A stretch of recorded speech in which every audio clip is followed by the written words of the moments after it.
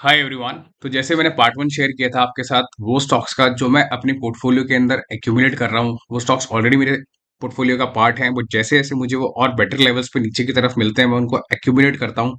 Fundamentally strong stocks हैं, तो उसका मैंने पार्ट वन अपलोड किया था और काफी अच्छे से कमेंट्स आए आपके, तो इसीलिए मैंने पार्ट टू भी अब बनाया और पार्ट टू मैं आपके साथ शेयर कर रहा हूँ। एक चीज मैं आपको बता दूं कि इसमें आपने ये चीज का ध्यान रखना है, कोई रैंकिंग नहीं है। अगर कोई पांच स्टॉक मैंने पहले बताया तो जरूरी नहीं कि वो टॉप फाइव स्टॉक्स हैं। बेसिकली कोई भी स्टॉक मुझे जिस भी अच्छे लेवल पे मिलता है, मैं उसको किसी भी सीक्वेंस में बाय कर लेता हूँ। जरूरी नहीं है कि नंबर वन है तो मैं उसको बाय कर रहा हूँ, नहीं। अगर वो अच्छे लेवल पे अवेलेबल नहीं है तो मैं उसको नहीं बाय करता हूँ। और कोई स्टॉक अगर मैंने आपको बाद में बताया नंबर सिक्स नंबर सेवन पे, तो नेट नेट रैंकिंग वाला कोई सिस्टम नहीं है। आप इसको इस तरीके से अंडरस्टैंड ना करें कि कोई रैंकिंग मैंने करी हुई है, क्योंकि ऐसे अगर मिसलीड होगा तो फिर वो आपको एक गलत इन्फॉर्मेशन जाएगी उसमें। और बिना टाइम वेस्ट करे मैं आपके साथ सिक्स स्टॉक शेयर करता हूँ।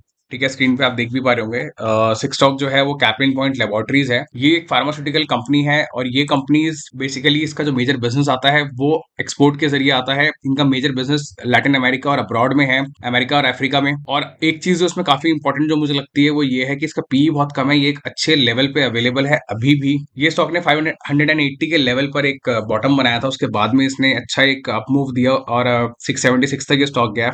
100 रुपीज की स्ट्रेंथ आई और अभी ये 650 पे ट्रेड कर रहा है। मार्केट अभी ऑन है, तो ये आज के सेशन में ट्रेड कर रहा है 26 को। और मुझे स्टॉक फंडामेंटली काफी स्ट्रांग लगता है। उसके तीन चार रीजन मैं आपके साथ शेयर करता हूँ। नंबर वन, इसका जो प्रॉफिट एंड लॉस अगर आप देखेंगे तो हर साल आप यहाँ से देखेंगे पिछले 10 साल का, तो ये ग्रो करता जा रहा है। 6 करोड़ 8 14 हर साल इसका प्रॉफिट पिछले साल से बढ़ करके आता है। तो ऑलमोस्ट 20-30% से हर बार ये इंक्रीज दिखाता है। Number one. नंबर टू, अगर आप इसके रिजर्व्स देखेंगे तो वो भी काफी एक्सपोनेंशियली ग्रो करे हैं। इनकी बोरोइंग्स देखेंगे तो वो बिल्कुल जीरो है, मतलब ऑलमोस्ट 2 करोड़ की बोरोइंग्स है। लेकिन अगर आप इसमें लॉन्ग टर्म बोरोइंग्स देखेंगे तो वो जीरो है और शॉर्ट टर्म बोरिंग्स भी ऑलमोस्ट जीरो ही है। लीज लाइबिलिटी है इनकी, कोई प्लांट होगा या कोई इनकी फैक्ट्री होगी वहां पे इन्होंने कोई लीज ले रखी होगी, उसकी इनके ऊपर एक लाइबिलिटी है, वो भी शॉर्ट टर्म की लाइबिलिटी है। तो मैनेजमेंट का इंटरव्यू मैंने देखा था, उसमें काफी मुझे कॉन्फिडेंट लगा इसका मैनेजमेंट। मुझे लगता है कि वो लोग आने वाले दिनों में काफी सीरियस हैं इस कंपनी को लेकर के। उन्होंने ये क्लियरली बोला था कि हम जो भी कैपेक्स कर रहे हैं वो बिना लोन के कर रहे हैं, अपने अक्रूवल्स में से कर रहे हैं, अपने प्रॉफिट्स में से कर रहे हैं। तो ये चीज मुझे काफी स्ट्रांग लगती है किसी मैनेजमेंट की, वो काफी सीरियस है कंपनी को लेकर के। FII की ज्यादा कन्विक्शन नहीं है इस कंपनी में। अगर आप देखेंगे दिसंबर तक लगभग 3% से ज्यादा की होल्डिंग थी और अभी मार्च में ऑलमोस्ट 3% के आसपास ही है। तो FII इसमें 3% के आसपास है, कोई ज्यादा इसमें नंबर नहीं है। बट मुझे कंपनी स्ट्रांग लगती है और मुझे लगता है कि लॉन्ग टर्म के अंदर अगर किसी कंपनी को होल्ड करना है फार्मास्यूटिकल, तो ये कंपनी उसमें से एक है जो अच्छे वैल्यूएशंस पे अवेलेबल है। ग्रोइंग कंपनी है, प्रॉफिट्स कॉन्जिक्यूटिवली ग्रो कर रहे हैं और प्राइस अभी अच्छे लेवल पे अवेलेबल है और एक्सपेंशन अच्छे हो रहे हैं कंपनी के अंदर। आप देखेंगे इनके कंपनी कैपेक्स कर रही है। तो जो कंपनी एक्सपेंशन करती है ना, वो लॉन्ग टर्म पर्सपेक्टिव से काफी सही रहती हैं, क्योंकि वो कुछ ना कुछ नया ढूंढती रहती है मार्केट के अंदर ग्रो करने के लिए। तो उस एंगल से मुझे कंपनी स्ट्रांग लगती है।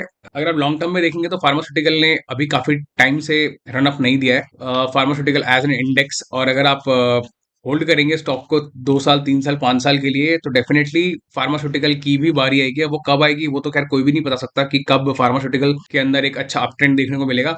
बट हाँ, अगर आप लॉन्ग टर्म के लिए होल्ड करेंगे तो डेफिनेटली अगर आपकी कंपनी फंडामेंटली स्ट्रांग है तो उसमें बाइंग आएगी, उसका पी इंक्रीज होगा, पी एक्सपेंशन होगा धीरे धीरे करके और आपको एक अच्छे रिटर्न्स मिलेंगे।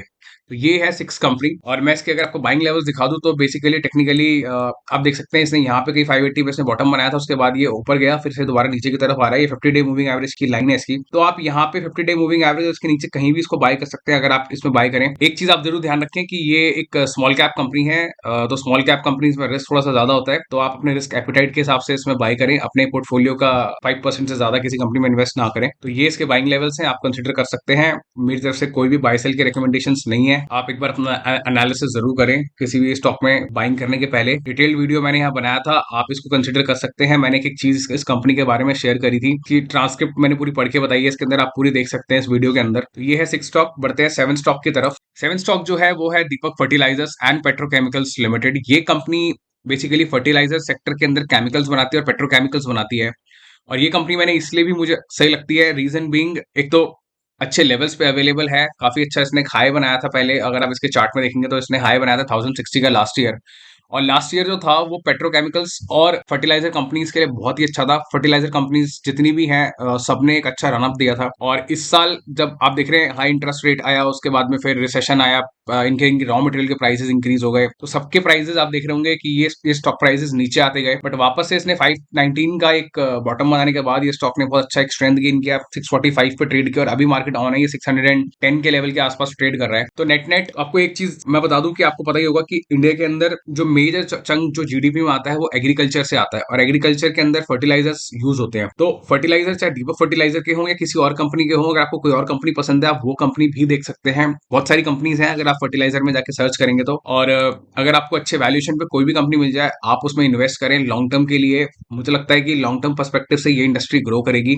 लास्ट ईयर काफी अच्छा रन अप ऑलरेडी दे चुकी है, गवर्नमेंट की तरफ से भी काफी इन कंपनीज को एक पॉलिसीज वगैरह में सपोर्ट रहता है, इनको एक गवर्नमेंट पुश करती है आगे। तो नेट नेट ये फर्टिलाइजर कंपनी मुझे स्ट्रांग लगती है, अच्छे पी पे अवेलेबल है, अच्छे वैल्यूएशंस पे अवेलेबल है। इसका प्रॉफिट एंड लॉस अकाउंट अगर आप देखेंगे तो पिछले 3 सालों में इनके जो प्रॉफिट्स हैं वो सिग्निफिकेंटली ग्रो करे हैं, इस साल तो ऑलमोस्ट डबल हो जाएंगे। दूसरी चीज अगर आप इसमें इनकी बैलेंस शीट देखेंगे तो बैलेंस शीट में इनके रिजर्व्स हेल्दी हैं, बोरिंग्स हैं कंपनी के ऊपर अच्छी खासी हेल्दी बोरिंग्स हैं, तो ये भी आप ध्यान रखिए क्योंकि ये भी आई थिंक मिड कैप या स्मॉल कैप कंपनी है कंपैरेटिवली। हाँ, 7,000 करोड़ की इसकी वैल्यूएशन है। और अगर आप इसके इन्वेस्टर पोर्टफोलियो देखेंगे तो वो काफी हेल्दी है, FIRDS की अच्छी कन्विक्शन है इसमें, 19% FII है इसके अंदर और 2.13% इसमें DII है, तो आप इसको कंसिडर कर सकते हैं। और फर्टिलाइजर एज ए इंडस्ट्री काफी बूमिंग लगती है मुझे। आप दीपक फर्टिलाइजर के अलावा कोई और स्टॉक भी कंसिडर कर सकते हैं, मैं नाम नहीं लूंगा, लेकिन अगर आप सर्च करेंगे तो आपको बहुत सारे स्टॉक्स मिल जाएंगे। आप अगर कमेंट भी करेंगे तो मैं आपको डिटेल में चेक करके उसके बारे में बता दूंगा। लेकिन आप एज ए इंडस्ट्री बैठ लें,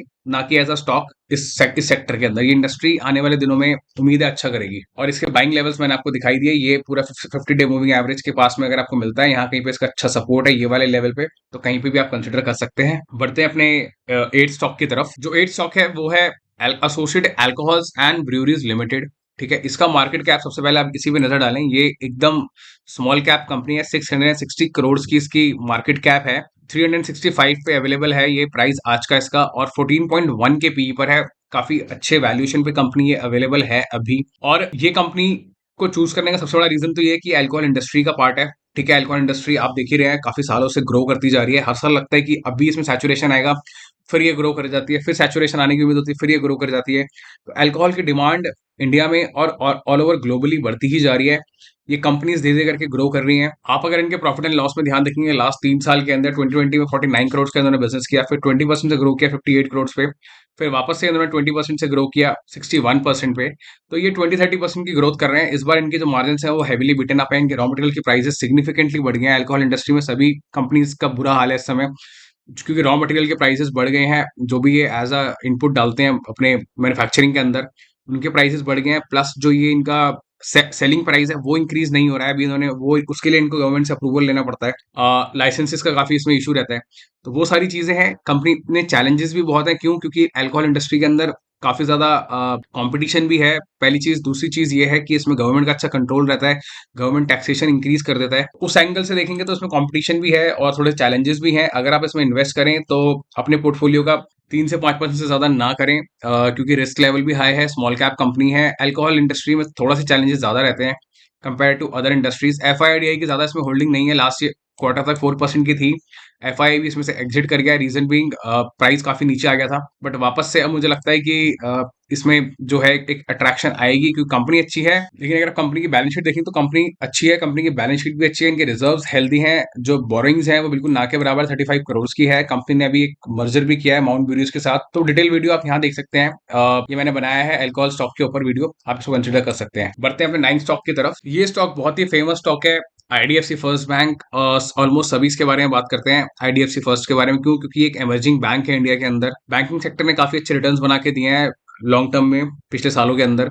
और हर कोई एक स्मॉल कैप बैंक ढूंढता है जो अच्छा परफॉर्म करे, ताकि वो अगर आगे जा करके ग्रोथ उसकी डबल हो तो उनके स्टॉक प्राइसेस में भी वो इम्पैक्ट नजर आए, अच्छे रिटर्न्स बन करके आए। तो आईडीएफसी फर्स्ट मुझे काफी सही लगता है लॉन्ग टर्म पर्सपेक्टिव से आने वाले 3 से 5 सालों के अंदर। एक तो इनका बिजनेस काफी अच्छे से ग्रो कर रहा है, इनके एनपीएस बहुत अच्छे हैं, बेसिकली जो ये लोन्स देते हैं इनकी लोन बुक काफी स्ट्रांग है, अच्छे लोन से बांटते हैं। ऐसे इनके जो एनपीए जो मतलब वो लोन्स जो वापस नहीं मिलते हैं कंपनी को, जो बैड डेट्स हो जाते हैं, तो उसके अंदर इनकी बुक्स काफी स्ट्रांग है कंपेयर टू अदर बैंक्स। और मैनेजमेंट काफी अच्छा है इसका, स्टॉक ने अच्छे रिटर्न्स बना करके दिए हैं पास्ट में भी, अगर आप देखेंगे तो उसने यहाँ से अच्छी ग्रोथ दी है काफी टाइम से। और इसमें इन्वेस्ट करने का एक रीजन ये भी है कि अगर इंडिया की जीडीपी इंक्रीज करेगी तो ऑफकोर्स बैंकिंग सेक्टर उसमें काफी अच्छा एक सपोर्ट करेगा, और बैंक्स ग्रो करेंगे तो ऑफकोर्स जीडीपी ग्रो करेगी। तो ये बेट जो है, एक तो स्मॉल बैंक है मुझे इसलिए सही लगता है, दूसरी इसकी वैल्यूएशन ठीक है अभी, और थर्ड चीज इंडिया की जीडीपी अगर आप देखेंगे उस पर्सपेक्टिव से लॉन्ग टर्म व्यू के हिसाब से, क्योंकि एचडीएफसी बैंक, आईसीआईसी बैंक, इन्होंने ग्रोथ कैसे करी, पर कैपिटा इनकम इंक्रीज होती है तो लोग सेविंग्स करते हैं, लोग इन्वेस्ट करते हैं पैसा, तो बैंक उसमें पैसा बनाता है, इनकी लोन बुक इंक्रीज होती है अलग तरीके से, लोग जब एसेट्स बाय करते हैं तो उनके लोन्स वहां से आते हैं, और भी बाकी सारी चीजों से। तो नेट नेट आईडीएफसी बैंक छोटा बैंक है, लेकिन लॉन्ग टर्म व्यू से अगर आप देखेंगे तो मुझे लगता है इसमें काफी पोटेंशियल है, ऑलमोस्ट अपने मार्केट कैप को मल्टीपल टाइम्स ग्रो करने का, उस एंगल से अगर आप देखेंगे। और इंडिया एक काफी बड़ी कंट्री है, तो उसके अंदर बैंकिंग सेक्टर जो है अभी भी काफी स्कोप है। और एक चीज जो है, अभी लोग पीएसयू बैंक से अपना अकाउंट बंद करवा करवा के प्राइवेट सेक्टर में ओपन करते हैं, क्यों? क्योंकि सर्विसेज का एक काफी बड़ा इशू रहता है, लोग कहते हैं सर्विसेज बहुत इंपॉर्टेंट है। तो अगर आप किसी पीएसयू बैंक के अंदर आपका अकाउंट और प्राइवेट बैंक में अकाउंट भी आप होल्ड करते हो तो आपको डिफरेंस का पता होगा। तो धीरे धीरे करके जो कस्टमर्स हैं वो पीएसयू से निकल करके धीरे धीरे प्राइवेट बैंक्स की तरफ आ रहे हैं, और प्राइवेट बैंक्स के अंदर जो बैंक जल्दी जल्दी अपनी ब्रांचेस ओपन कर रहा है, जो टीवी में ज्यादा एडवर्टीजमेंट कर रहा है, ऑफकोर्स उसको ज्यादा एक बेनिफिट मिलेगा, है ना। तो आईडीएफसी मुझे लगता है कि उस एंगल से आने वाले समय में लॉन्ग टर्म पर्सपेक्टिव से अच्छा परफॉर्म करेगा। इसके बुक्स में ऐसा कुछ दिखाने लायक है नहीं, रीजन बीइंग ये एक बैंक है, अच्छे इनके प्रॉफिट्स हैं, ठीक है, इनके बैलेंस शीट ठीक है, लोन बुक के हिसाब से इनके अभी लास्ट जो इनका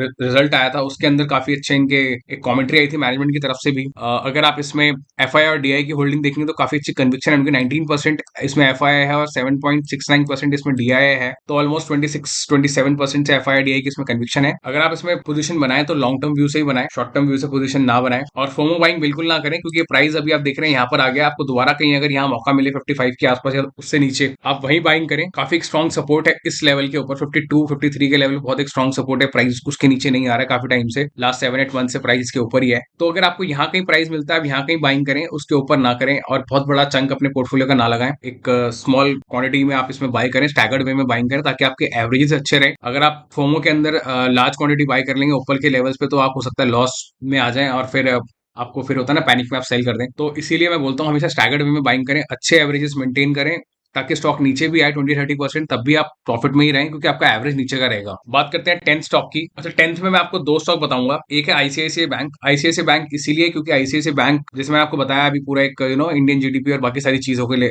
एंगल से कि, और आईसीआईसीआई बैंक जो है एचडीएफसी के बाद काफी बड़ा एक मार्केट चंक होल्ड करता है, इसके रिजल्ट्स काफी अच्छे आए हैं अभी। मैं पहले से इस बैंक को होल्ड करता हूं, लेकिन अगर मुझे ये नीचे के लेवल्स पे कहीं मिलेगा तो मैं डेफिनेटली इसमें फिर से पोजीशन बिल्ड करूंगा कहीं ना कहीं, क्योंकि एक बार जब मार्केट बैंक कैप्चर कर लेता है तो कस्टमर्स इनको मिल जाते हैं, फिर वो बिजनेस चलता रहता है धीरे धीरे करके। उस स्पीड से हो सकता है ना ग्रो करे, लेकिन ग्रेजुअली भी ग्रो करेगा। ये एक अच्छी बेट है, एक सेफ बेट है, लार्ज कैप बैंक है तो ज्यादा रिस्क नहीं है इसके अंदर कंपेरेटिवली। इक्विटी मार्केट में देखो रिस्क तो होता ही है, लेकिन हम रिस्क ऐसे डिफाइन करते हैं कि अगर लार्ज कैप है तो थोड़ा कम रिस्क है, और अगर, क्योंकि निफ्टी 50 का पार्ट भी यही है, उस एंगल से कंपैरेटिवली आईसीआईसी बैंक मुझे लगता है और अच्छा परफॉर्म करेगा आने वाले दिनों में। इसके रिजल्ट्स ऑलरेडी अच्छे आए हैं, प्राइस अभी काफी ज्यादा ऊपर चल रहा है, 914 के लेवल पे है सब कुछ, इसमें अभी प्राइस इन हो चुका है।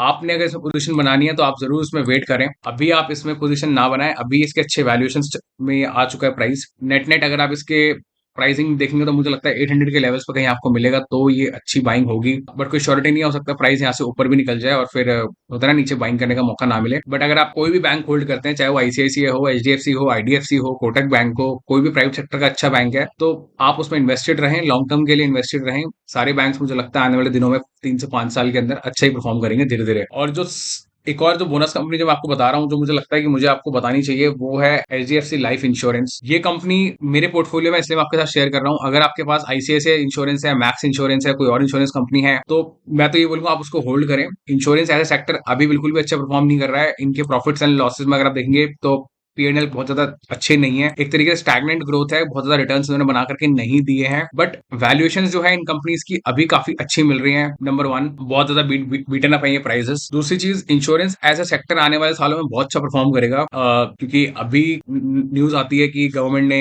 टैक्सेशन पर्सपेक्टिव से 7 लाख तक की रिबेट दी, तो लोग इंश्योरेंस बाय नहीं करेंगे, या और सारी चीजें। बट जैसे जैसे लोगों को अवेयरनेस आएगी, पर कैपिटा इनकम इंक्रीज करेगी, वैसे वैसे इंश्योरेंस सेक्टर बूम करेगा। वो चीजें ओवरनाइट नहीं होंगी, लेकिन वो चीजों का फायदा आप उठा सको उसके लिए आपको पोजीशन अभी से बिल्ड करनी होंगी। और आप धीरे धीरे जैसे जैसे पोजीशन बिल्ड करोगे, आप देखोगे लॉन्ग टर्म में आपको स्लो ग्रोथ मिलेगी, लेकिन एक बार जब सेक्टर बूम करेगा उसके अंदर फिर आप एक अच्छा मल्टीपल रिटर्न बनाओगे। उसी एंगल से अगर आप देखोगे, एफआईआई डीआई की काफी अच्छी कन्विक्शन है मार्केट में, 29.85%, ऑलमोस्ट 30% एफआईआई है और 6.42% डीआई है। तो एफआईआई और डीआई ने अभी जब फॉल आया था मार्च के अंदर, तो इन्होंने काफी अच्छा एक फायदा उठाया उसका, इन्होंने अपनी होल्डिंग्स को यहाँ पे आप देख रहे होंगे इंक्रीज किया है। तो नेट नेट यही है, इंश्योरेंस कंपनी आपके पास कोई भी सेक्टर की हो, मैं प्राइवेट सेक्टर की बात कर रहा हूँ, गवर्नमेंट का मुझे पता नहीं, प्राइवेट सेक्टर मुझे ज्यादा बुलिश लगता है, क्योंकि जो कस्टमर, जैसे मैंने आपको बताया, प्राइवेट बैंकिंग के अंदर सेम चीज प्राइवेट इंश्योरेंस में भी ऐसा ही हो रहा है। सर्विसेज के कंपैरिजन के अंदर लोग गवर्नमेंट इंश्योरेंस से मूव करके प्राइवेट की तरफ मूव कर रहे हैं। तो basically insurance as a sector long term में मुझे उम्मीद है अच्छा करेगा, बट कितना लॉन्ग होगा मेरे को लगता है 3 साल 5 साल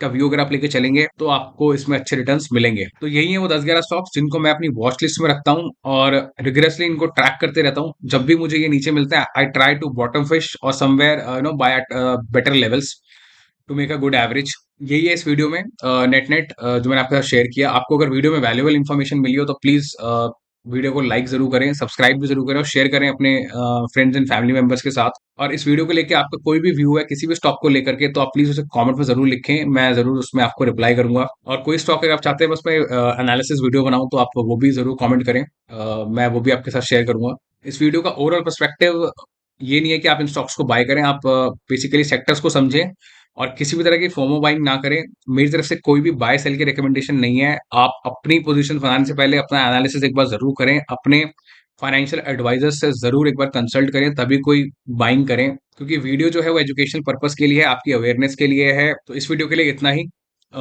मिलते हैं नेक्स्ट वीडियो में। Thank you so much.